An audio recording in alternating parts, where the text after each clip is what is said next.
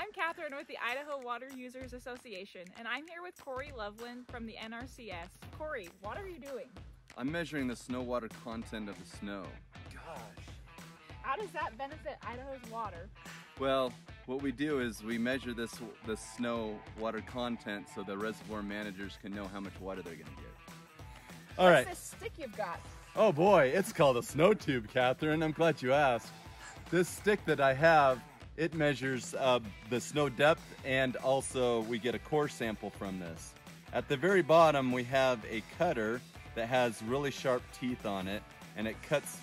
Isn't that sharp? Ow. Yes, I know. We want to stick this into the snow, and we get 3 measurements. The first measurement we want to get is the depth of the snow. And the second measurement is, you'll see there's little slots on the snow tube, and we want to find out what that core sample is. And that third measurement is what the weight of that snow is.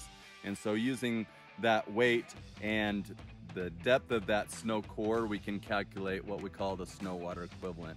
And that essentially is how much water is inside the snow. We're gonna take a snow sample here, and we wanna make sure that we have a nice flat representative area, and I wanna make sure that I put in the snow tube exactly straight up and down. And so I just stick it in, and then I measure the snow, the depth here, and the snow depth is, what do you read, Catherine? It looks like it's right 6 at inches. it's right at 6 inches. All right, Catherine, I'm gonna toss the baton to you for you to try it. Thanks, Corey. Wow, Wow, good job.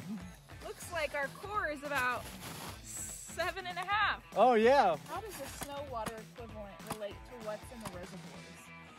We get the high elevation snowpack, and that's generally where we get most of our snow here in the mountains of Idaho. And as that accumulates during the winter time, again, we run those numbers, and by about April 15th, May or so, we generally have a decent idea of how much of that water is actually going to melt into the rivers and go into the reservoirs.